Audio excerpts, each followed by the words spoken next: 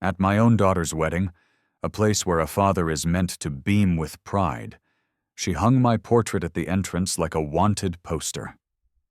Scrawled underneath in elegant, mocking calligraphy were 2 words: no admittance. This was the thanks I got from my only child, the one I had poured my entire soul into raising. It was a kick in the teeth, so vicious it stole the air from my lungs. Instead of watching her say, "I do," I turned my back on the shimmering fantasy she had built and walked away, the ghost of my family crumbling behind me. But the universe has a funny way of balancing the books. Just 3 hours later, as I sat stewing in my own private hell, my phone detonated with 82 missed calls. Her fairy tale had spectacularly imploded, and my betrayal had become her only lifeline. Before we dive headfirst into this train wreck, do me a favor, hit that big red subscribe button, and while you're at it, drop a comment below telling me what time it is wherever you are in the world. I want to see how far this cautionary tale travels. The story doesn't start with a bang, but with a buzz. The harsh blue light of my cell phone sliced through the cozy glow of my reading lamp like a scalpel.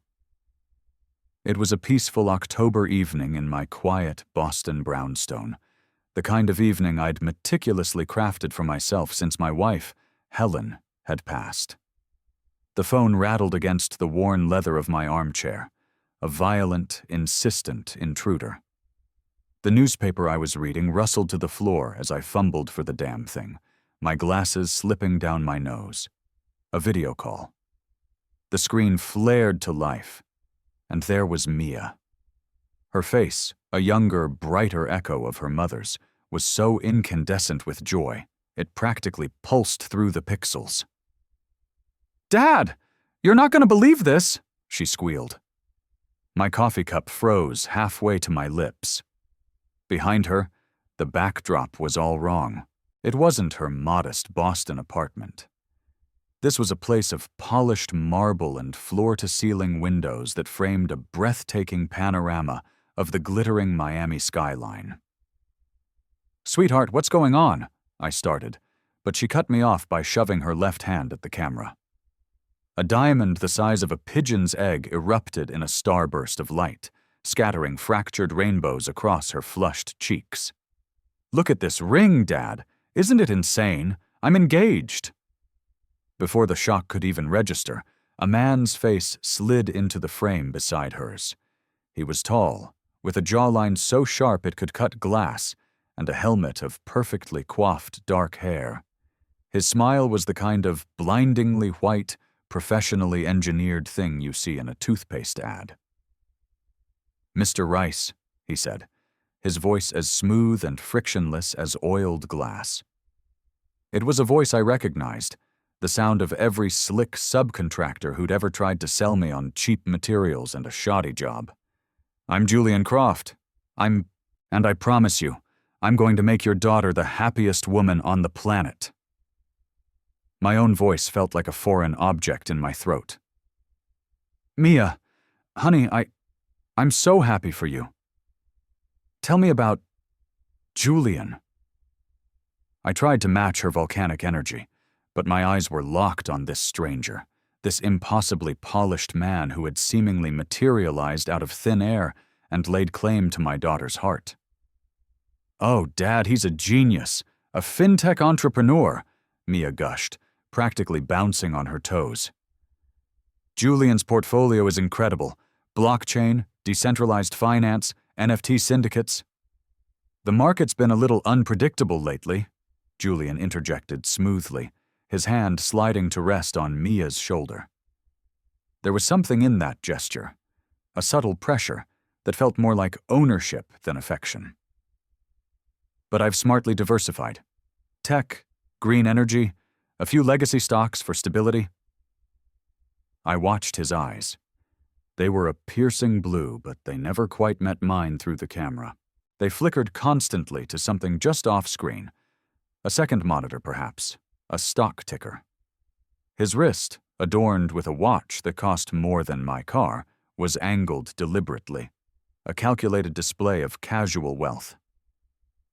"When's the wedding?" I asked, my voice tight. "April 15th!" Mia shrieked with delight. "I know it's so soon, but Julian found the most incredible venue. There was a last-minute cancellation at the Breakers in Palm Beach.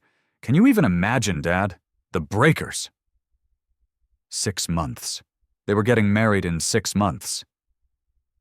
That's awfully fast," I said, choosing my words with the care of a bomb disposal expert. Julian's toothpaste smile tightened a fraction of an inch. "When you know, sir," he said. "Besides, a woman like Mia deserves the wedding of her dreams, and a venue like that doesn't stay open for long." Through the screen, I watched him absently twisting a thick gold signet ring on his pinky finger, a nervous little tick that sat oddly with his veneer of absolute control. His other hand remained clamped on Mia's shoulder, his thumb stroking her collarbone in small circles that seemed more controlling than comforting. "Julian has been so amazing about all the details," Mia sighed, leaning into his touch like a contented cat. "He's handling all the vendors, the planner, everything.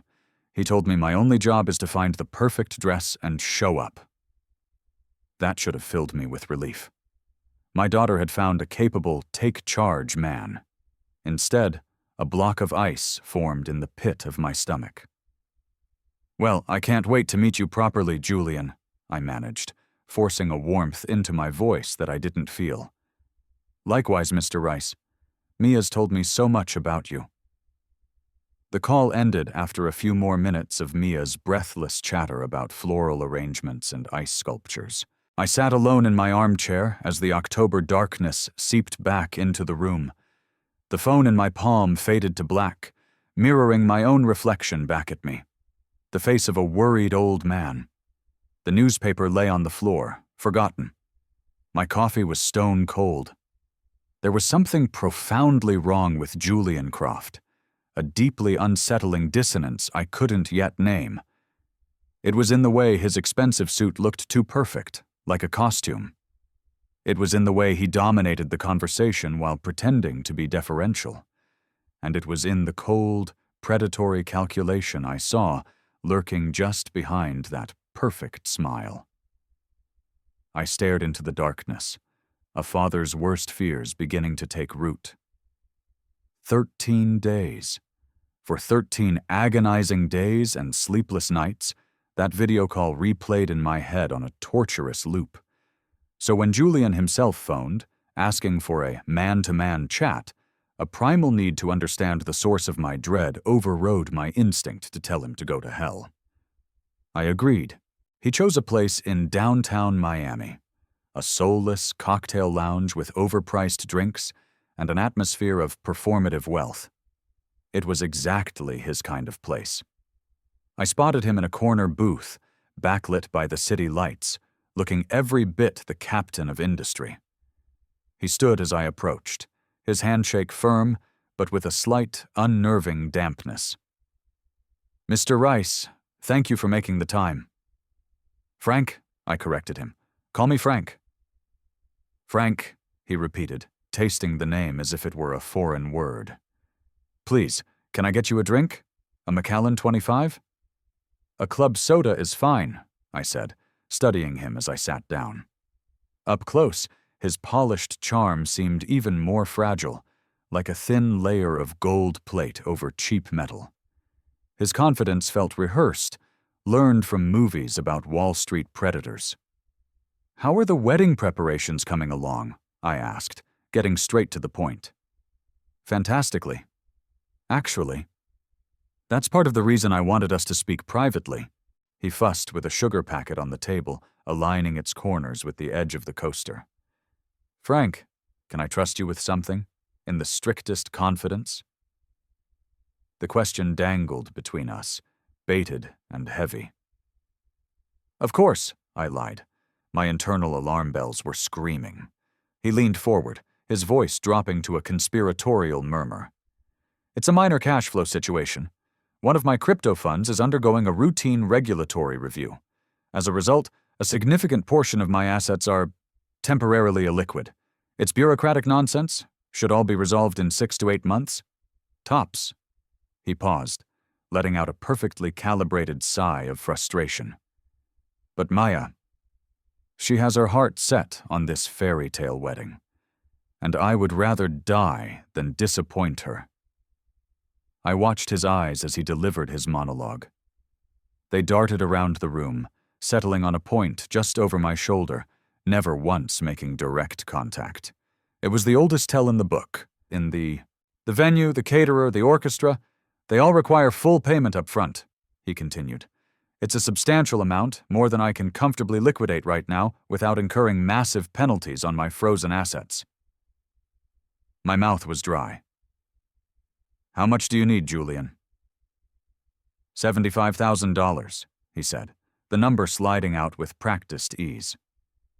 It would cover everything, and I'll have every cent back to you by the end of the year, with a healthy interest payment, of course, for your trouble. He reached into his impossibly crisp suit jacket and produced a sheaf of documents, a portfolio statement. You can see for yourself, he said, pushing them across the table. Well over $3 million in assets, just temporarily inaccessible. The papers looked professional, littered with logos and financial jargon, but his swift production of them felt like a magician's trick, a smooth, rehearsed flourish designed to dazzle and distract. Frank, I know how this must look, he said, his voice now trembling with manufactured sincerity. But I love your daughter more than anything on this earth. I just want to give her the perfect start to our new life, the start she deserves. I'll give him this. He was good. The performance was flawless. The vulnerability seemed authentic. The paperwork was convincing. And while $75,000 was a serious chunk of cash, it wouldn't bankrupt my retirement fund. All I could see was Mia's happy face, her joy, and the fear of being the one to shatter it. All right, I heard a voice say, and was horrified to realize it was my own. But on one condition, Mia must never, ever know about this. Absolutely not, he said, relief washing over his features so quickly it was almost comical. It would crush her to think I couldn't provide for her. I wrote the check with a slow, deliberate hand that felt like it belonged to someone else. I hesitated over the signature, my gut twisting into a painful knot. Julian's eyes were glued to my pen, tracking its every movement like a hawk watching a field mouse. The second I tore the check from the book, his hand shot across the table and snatched it, folding it with surgical precision and tucking it into his wallet. You won't regret this, Frank, he said, his perfect smile returning at full power. Mia is going to have the wedding of a lifetime. He made his excuses a moment later, citing urgent calls with vendors, and vanished into the Miami night. I was left alone in the overpriced bar, staring at my untouched club soda. My phone felt like a 10-pound weight in my pocket. I should call Mia right now, I thought. I should ask her hard questions. I should hire a private investigator, do the kind of basic due diligence any sane person would before handing a near stranger a check for $75,000. Instead, I did nothing. I drank my soda, paid the bill, and walked out into the humid air, burdened by a secret that already felt like a monumental mistake. What would you do? I have to pause here because this is the moment that still haunts me. Would you have written that check to protect your child's happiness? Or would you have listened to that screaming voice in your gut? Let me know what you would have done in the comments below. And if this story is already making your skin crawl, do me a favor and smash that like button. It tells the algorithm that this is a story that needs to be heard. Now, back to the mess I was making. 6 days crawled by after that meeting in Miami, each one feeling like a year. I walked the floors of my Boston brownstone like a prisoner on death row. The silence from Mia was a constant, dull ache. Every corner of the house reminded me of Helen and the promises I'd made to her. Her photograph on the mantelpiece seemed to watch me with disappointed eyes. Helen, with her razor-sharp intuition, would have seen through Julian's bullshit in a heartbeat. She would have shredded his phony documents and laughed in his face.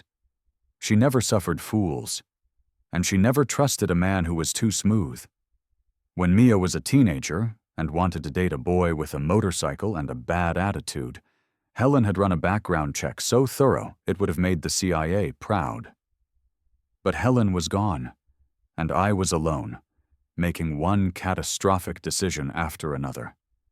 My hand hovered over the phone, my thumb tracing the outline of Mia's smiling face on the screen. She had her mother's eyes, but right now they were blinded by a carefully constructed lie.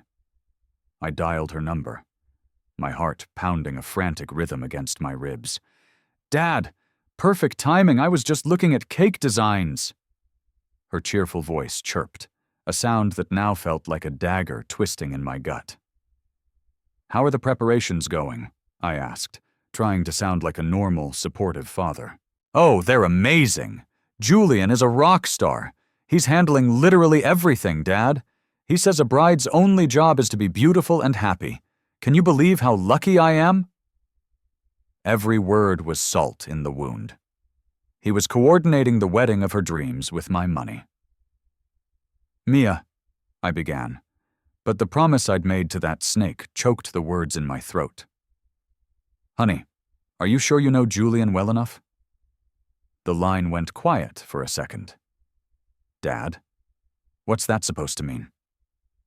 Her voice had a new defensive edge. It's all happening so fast. You've only known him for a few months."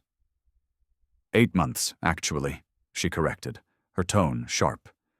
"And Dad, when you meet your person, time doesn't matter. You taught me to trust my gut, remember? Well, my gut is telling me Julian is perfect for me." Perfect. The word hung in the air like a death knell. Nothing is perfect, especially not people who insist they are. "I'm sure you're right, sweetie," I lied. "I can't wait to walk you down the aisle." After we hung up, I pulled out a dusty old ledger from my study, a relic from my construction days. Helen had always teased me about it, but for me, writing things down made them real, tangible. On a fresh page, under the date, I wrote, October 29th, 2025, loaned Julian Croft $75,000 for wedding expenses. Mia does not know. Something is very wrong. Helen, I hope I'm not being an old fool. The wedding was 5 months away. 5 months for Julian to prove me wrong, or 5 months for this whole charade to come crashing down. That night, I took Helen's photo from the mantel and brought it to my bedside table. If I was going to hell, I wasn't going alone. I couldn't shake the feeling. It was a physical sickness, a low-grade fever of dread that never broke. I knew I couldn't just sit in Boston and wait for the axe to fall. A month before the wedding, I booked a flight to Florida, telling Mia I was coming down to take her and Julian out for a celebratory dinner. The restaurant he chose was a palace of gastronomic excess on Palm Beach, a place where the water glasses were made of hand-blown crystal and the entrees cost more than my first car. I felt like an alien in my best navy suit as Mia, draped in an emerald green dress that shimmered under the chandeliers, ran to hug me. Her diamond ring flashed in my eyes like a warning light. Julian rose from their table with the slow, deliberate movement of a lizard sunning itself on a rock. His suit was a masterpiece of charcoal wool, tailored so perfectly he looked less like a man and more like a mannequin. My 75 grand had been put to exquisite use. "Frank, wonderful of you to join us," he said, his handshake lingering a second too long, a subtle assertion of dominance. He gestured for me to sit, artfully maneuvering himself into the power position at the table, with the best view of the dining room. "I took the liberty of ordering a bottle of wine," he announced, "a Chateau Margaux. I trust that's acceptable." He then launched into a long-winded lecture about terroir and tannins, a performance clearly intended to establish his superiority and my irrelevance. Dad's more of a beer guy, Jules. Mia laughed, squeezing my hand. Julian's smile was thin and sharp. Of course, how authentic, he purred. The entire dinner was a masterclass in passive-aggressive humiliation. He'd ask me questions only to cut me off. He made thinly veiled jokes about my age, my business, my lack of familiarity with cryptocurrency. Frank, you probably remember when you could buy a house for what this bottle of wine costs, don't you? He'd say, and Mia would giggle, completely oblivious to the venom dripping from his every word. At one point he asked, "Do you still use a physical checkbook, Frank? That's fascinating, almost historic." I felt my jaw lock so tight I thought my teeth would crack. When the check came, he made a grand spectacle of pulling out a sleek, black metal credit card. An Amex Centurion. He waved away my attempt to contribute with a dismissive flick of his wrist. "Please, Frank, it's my pleasure. After all." His eyes met mine across the table, glittering with pure malice. "I can certainly afford it." Standing on the curb, I watched him help Mia into his gleaming white Tesla. He kissed her forehead with a display of tender possession, his triumphant laughter echoing in the humid night air. My fists were clenched so hard my knuckles were white. That dinner confirmed it. This wasn't just a matter of my gut feeling. This man was a predator, and my daughter was his prey. Sleep was out of the question. Back in my sterile, overpriced hotel room, every insult, every condescending smirk replayed in my mind. I was a fool. I had not only funded my own humiliation, but I had armed the man who was actively destroying my family. At 1 a.m., fueled by rage and terrible hotel coffee, I opened my laptop. The hotel Wi-Fi password, BeachLife22, seemed like a sick joke. I typed Julian Croft into the search bar. The first few pages were a carefully curated wall of digital propaganda, a slick LinkedIn profile, fawning mentions on obscure tech blogs, a polished corporate website for a company called Croft Digital Ventures. It was all too perfect, too clean. I scrolled deeper, adding keywords. Julian Croft fraud. Julian Croft lawsuit. Julian Croft scam. And then I found it. It wasn't under the name Croft. A tiny, badly written blog post by a woman in Chicago mentioned a con man she'd dated named Julian Vance. He was a fintech entrepreneur who had swept her off her feet, gotten engaged, and then convinced her father to invest $150,000 in a can't-miss crypto startup before vanishing.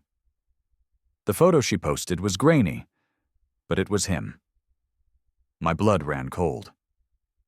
The new name was a key. I typed Julian Vance Chicago lawsuit into the search bar, the screen filled with links. Cook County Superior Court, case number 2223 CVL 0874, a civil suit for fraud, misappropriation of funds, and emotional distress. I kept digging. Another alias popped up in Denver, Julian Hayes. Same M.O., a whirlwind romance with a successful young architect, an engagement, a story about frozen assets, and a heartbroken family left holding the bag for over $200,000. It was a pattern, a meticulously crafted and brutally effective scam. My hands were shaking as I clicked on a news article from a Denver television station. There was a photo gallery, and my world tilted on its axis. Julian with the woman from Chicago at an engagement party. Julian with the architect from Denver, his arm draped possessively around her. And in both photos, the women were wearing the exact same engagement ring. An identical cut, an identical setting, an identical massive stone. He wasn't just reusing the scam, he was reusing the props. For the next 4 hours, the hum of the Hotel Business Center printer was the only sound in my world. I printed everything. Court filings, news articles, the tearful blog posts from victims and their families, police reports. I built a mountain of evidence on the cheap hotel desk. Each page was a new layer in this man's depravity. He was a sociopath, a parasite who preyed on love and trust. And my daughter was next in line. As the first hints of dawn bled into the Florida sky, I stared at the fortress of paper I had built. My phone showed 6:15 a.m. Mia would be asleep in her marble and glass apartment, dreaming of her perfect wedding, while the monster in her bed planned his final move. With hands that were now rock steady, I picked up my phone. The time for caution was over. It was time for war. It was Valentine's Day morning. The brutal irony was not lost on me as I laid out the documented history of Julian's crimes across my hotel room bed. I arranged the victims' photos in a row. Rebecca from Chicago, Sarah from Denver, Jennifer from Dallas. 3 women, 3 shattered lives. I called Mia at exactly 7:30 a.m., knowing Julian would likely still be asleep. She answered on the second ring, her voice thick with sleep but happy. "Morning, Dad. Everything okay?" "Mia, we need to talk. Are you alone?" "Yeah, Julian's still asleep. What's up? You sound so serious." I took a deep breath, the court filing from Chicago clenched in my fist. "Mia, Julian came to me for money for the wedding. He asked for $75,000. The silence on the other end of the line was a physical thing. "What? No, he didn't. You're lying." Her voice was a fragile whisper. "Honey, I wrote him the check myself. He said his assets were frozen. He made me swear not to tell you." "That's impossible," she said, her voice growing stronger, laced with disbelief. "Julian shows me his portfolio all the time. He has millions." "He has nothing, Mia. The man you know as Julian Croft is a con artist. His real name is probably not even Julian. I have court documents right here. Cook County, Illinois. He stole $150,000 from a woman there. And he's done it before, in Denver, in Dallas. The man is a predator." I heard a rustle in the background. Then Julian's smooth, oily voice. "Who is it, babe?" Mia's breathing became ragged, a panicked little sound. "You're just jealous," she suddenly screamed into the phone. "You can't stand that I found someone. You can't stand that I don't need you anymore, so you're making up these disgusting lies." "Mia, for the love of God, just look at the evidence. There are other women, with the same ring. He's running a scam." The phone was wrenched from her. "Frank," Julian's voice was pure ice. "I don't know what kind of sick game you're playing, but these are baseless accusations. I was cleared of all that. It was a business deal gone sour." "The cases are still active, Julian. Or should I say Jason? I have the current dockets right here." In the background, I could hear my daughter's heart-wrenching sobs. Julian's voice became soft, syrupy, and 1,000 times more dangerous. "Frank, your daughter is hysterical. You're trying to sabotage our happiness because you can't let her go." "Let me speak to Mia," I demanded. "She's in no condition to speak to you. You've hurt her deeply with these lies." But then Mia's voice, shrill with pain and rage, cut through. "How could you do this to me? How could you try to ruin the one good thing in my life? Honey, please, just look at the proof. I'm emailing it to you right now. Read it before you marry this man." "Don't!" she shrieked, the sound tearing through me. "Don't bother, and don't you dare come to my wedding. You are not welcome. You've made your choice.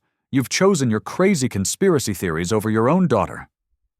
The line went dead. I sat on the edge of the hotel bed, staring at the phone, surrounded by the wreckage of my family. I had the truth, all of it, printed out and collated. But it was worthless. He had gotten inside her head so completely that the truth now sounded like the ravings of a madman. He hadn't just stolen my money, he had stolen my daughter. For 1 month, I lived in the silent, echoing tomb of my house. 31 days of pure, unadulterated hell. The fat manila folders of evidence sat on my dining room table, a shrine to my failure. I didn't eat. I didn't sleep. I just stared at Mia's number on my phone, rereading that last brutal text message. "You're uninvited." I started writing letters, dozens of them, trying to explain, to apologize, to plead, but every attempt ended in a crumpled ball of paper in the trash can. I was losing my mind. Maybe I was wrong. Maybe I had misinterpreted everything. Maybe Julian really had been cleared of those charges, and the women were scorned ex-lovers. Was I the villain here? Was I the jealous, controlling father he accused me of being? I held Helen's photo, begging her for a sign, for some kind of guidance. But the house remained silent.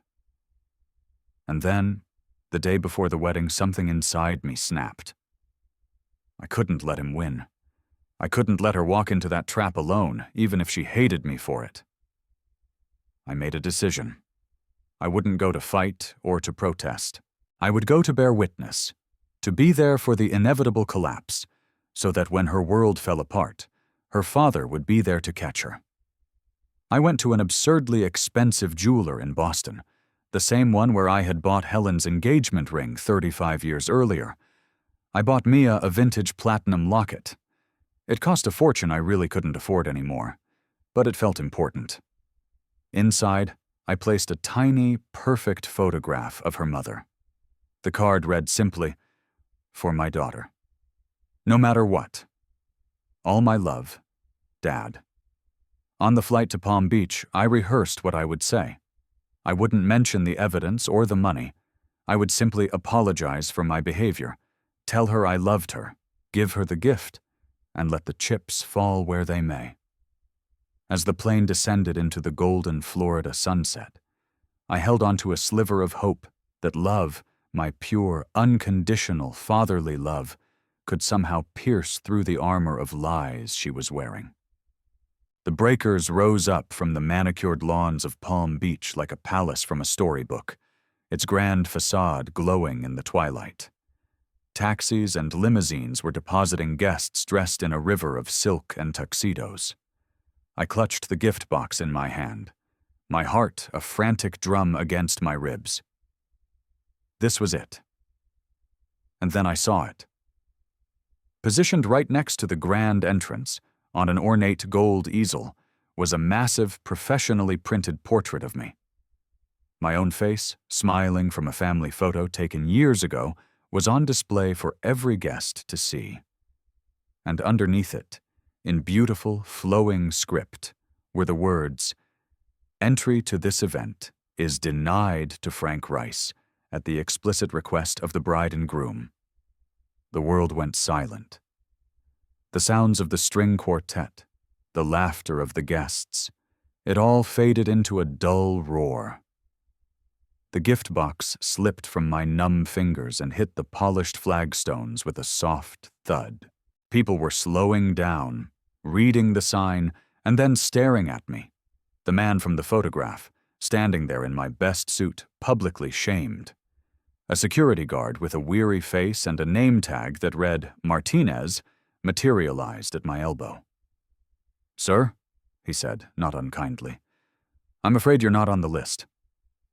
"That's my daughter," I whispered, the words catching in my throat. "That's my little girl getting married." "I'm very sorry, sir," he said, gently guiding me away from the entrance. My instructions were very clear. Through the great glass doors, I could see the ballroom. It was a wonderland of white roses and crystal, of flickering candles and tables set with shimmering china. My $75,000 expertly transformed into a perfect fantasy I was forbidden to even enter. The pitying stares of people I'd known for decades burned into my back. This wasn't Mia. This was him.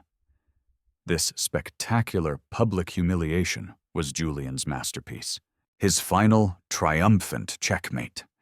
He wasn't just marrying my daughter, he was erasing me from her life in the most brutal way imaginable. And in that moment, all the pain, all the doubt, and all the grief inside me coalesced into something cold, hard, and diamond sharp.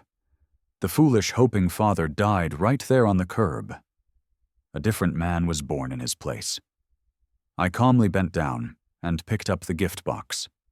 I placed it gently on the ground at the foot of the easel, right beneath my own shamed face. Then I turned to Martinez. "I understand," I said, my voice eerily calm. "Could you please call me a taxi? I have an urgent matter to attend to at the nearest Wells Fargo branch." The guard looked surprised, then relieved. "Of course, sir. Right away." As I waited for the cab, I took one last look at my picture on that easel. The man in that photo was a loving father who had been played for a fool. But the fool was about to teach the master a lesson. The taxi dropped me at a Wells Fargo branch downtown 10 minutes before it closed on a Saturday. The air conditioning felt good on my flushed skin. I walked to the customer service desk with the steady, measured pace of a man on a mission. A young woman named Jessica looked up. "Good afternoon, sir. How can I help you?" I laid my driver's license and the checkbook with the carbon copy on her counter. "I need to place an immediate stop payment on a check," I said. My voice was devoid of all emotion. Her fingers tapped on her keyboard. "Certainly, sir. Do you have the check number and the amount?" "Check number 1488, for the amount of $75,000, made out to a Mr. Julian Croft." I spelled the name for her. She paused. "Sir, I have to inform you, if this check has already been deposited, issuing a stop payment could have significant financial and legal consequences for the recipient." I met her gaze. "Jessica," I said, reading her name tag. "That is precisely the point." A flicker of understanding, and maybe a little bit of respect, crossed her face. She'd seen this movie before. She swiveled a form toward me and pointed. "There's a $35 fee. The stop payment will be effective immediately. Any attempt to cash or deposit this check will now be flagged and declined for insufficient funds." "Perfect," I said, signing my name with a steady hand. Jessica stamped the form and handed me a receipt. "The stop payment is active, Mr. Rice." I folded the small piece of paper and tucked it into my wallet, right next to the picture of Mia. At that very moment, a few miles away, the wedding ceremony was probably underway. Mia was floating down the aisle, smiling, oblivious. Julian would be waiting at the altar, supremely confident in his victory. But the foundation of his entire fantasy, my $75,000, had just been reduced to a worthless piece of paper. The digital gears were already turning. The electronic signals were flying, all converging on one purpose: to unleash absolute chaos upon Harold Kensington's stolen fairy tale. I walked out of the bank and into the fading sunlight. It was time to go to the airport. It was time to watch the fireworks. I sat at a sterile bar in the Palm Beach International Airport, nursing a scotch and watching the departures screen. Back at the breakers, the grand deception was entering its final act. My phone, sitting on the bar in front of me, was silent. For now. I imagined the scene. The ceremony was over. The guests were sipping champagne in the grand ballroom. The band was playing. Then my phone buzzed. A text from my brother who had gone to the wedding. "Stunning ceremony. So sorry you're not here." I took a sip of scotch. The first domino. A minute later, another buzz. A different number. "Mr. Kensington, this is Sarah from Exquisite Blooms. Our payment terminal seems to be declining your corporate card. Could you come see me by the service entrance?" I smiled into my glass. The second domino. Another buzz. My brother again. Weird. The band just stopped playing mid-song. Something about payment. Then the floodgates opened. My phone began to vibrate uncontrollably, a cascade of missed calls and frantic texts. 7:15 p.m. Missed call from a blocked number. 7:16 p.m. Missed call, same number. 7:18 p.m. A voicemail. It was Julian, his voice tight with controlled panic. "Frank, there seems to be some kind of banking error. Would you give me a call as soon as you get this?" I deleted it without listening to the end. I pictured him, sweating in his $1,000 suit, being cornered by the catering manager. "Mr. Kensington, we cannot serve the main course until the balance is settled." I imagined his growing desperation as card after card was declined. The black Amex, a platinum Visa, a gold MasterCard. All useless. His whole house of cards was built on credit and lies, and someone had just pulled out the foundation. The calls kept coming, one after another, an avalanche of desperation. By the 10th call, the politeness in his voicemails was gone. "Frank, call me back right now! You are ruining your daughter's wedding! This is a nightmare!" By the 20th, it was just pleading. "Please, Frank, whatever you think is going on, we can fix it. Please, I'm begging you." And then, interspersed with Julian's frantic calls, a new number appeared. Mia. My heart lurched. I let it go to voicemail. Then again, and again. I watched my phone light up with 82 missed calls in the space of an hour, a digital monument to a con man's public unraveling. The texts from my brother told the rest of the story. They're taking the flowers, the real ones. They're replacing the centerpieces with cheap fakes. The cake is being wheeled out of the ballroom. I'm not kidding. People are starting to leave. This is the most awkward thing I've ever seen. Finally, at 9:43 p.m., the 83rd call came through. It was Mia. This time, I answered. The sound that came through the phone was the most broken thing I have ever heard. "Dad?" she whispered, her voice shattered. "Dad, he told me. While the vendors were screaming at him, he confessed everything." "Everything?" I asked softly. "About the money," she sobbed. "About his debts, about Chicago, about the other women. Dad, you were right. You were right about everything." Through the phone, I could hear Julian in the background, his voice a high-pitched, desperate whine. "It's a misunderstanding. I love her. I can fix this." My beautiful, brilliant, deceived daughter was finally free. The fantasy was dead. "I'm at the airport, sweetheart," I said, my own voice thick with emotion I hadn't let myself feel. "Where are you?" I'm hiding in a bathroom." "Stay right there," I said. "Get a taxi to the airport. I'll book you a seat on the next flight to Boston. We're going home." As I hung up and booked her ticket, I realized that true revenge wasn't about watching the bad guy suffer. It was about saving the person you love from the wreckage. Justice had arrived, not in a courtroom, but in a spectacularly collapsed wedding reception, orchestrated by one refused check and a father who had finally had enough. 3 months later, the suffocating heat of a Boston summer had settled over the city. I was in my workshop in the basement, sanding down an old piece of furniture, when I heard the creak of the front door and hesitant footsteps in the hall above. I saw Mia standing there, silhouetted in the doorway, holding 2 beat-up suitcases. She looked thin and exhausted, but the fog of confusion was gone from her eyes. She looked like my daughter again. "Dad," she said, her voice quiet. The word was an apology, a plea, and a thank you all rolled into one. I dropped the sandpaper and opened my arms, and she fell into them, sobbing like the little girl who used to run to me with a scraped knee. "It's okay, sweetheart," I whispered, stroking her hair. "You're home. We'll figure this out, together." Over coffee in the quiet of my kitchen, she told me the rest. After the wedding disaster, Julian had become unhinged. He'd drained her bank accounts, forged her signature on loan applications, even pawned jewelry that had belonged to my mother. He'd taken everything.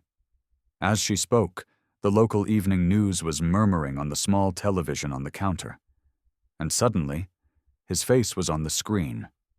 Not the polished, handsome face from their engagement photos, but a grim, hollowed-out mugshot. His hair was a mess, and his eyes were dead.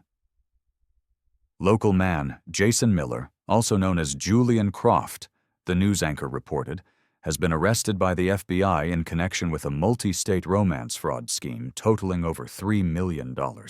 Miller is accused of targeting wealthy families, systematically draining their assets after securing their trust through sham engagements. Mia stared at the screen, then at me. "They called me to testify," she whispered. "I wasn't the only one, was I?" "No, sweetheart," I said, naming the women from the files.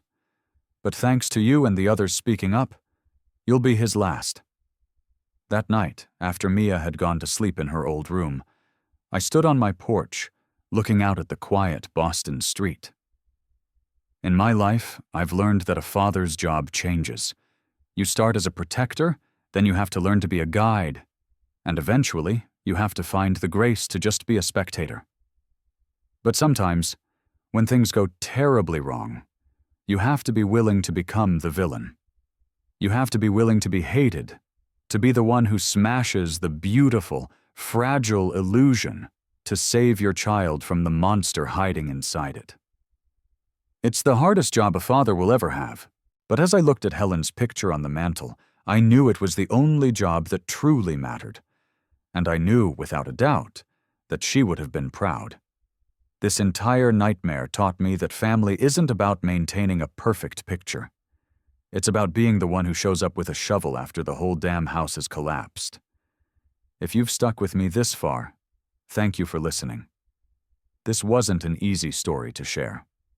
If it moved you in any way, please hit that like button and subscribe for more stories about the wild, unpredictable, and sometimes terrifying journey of life.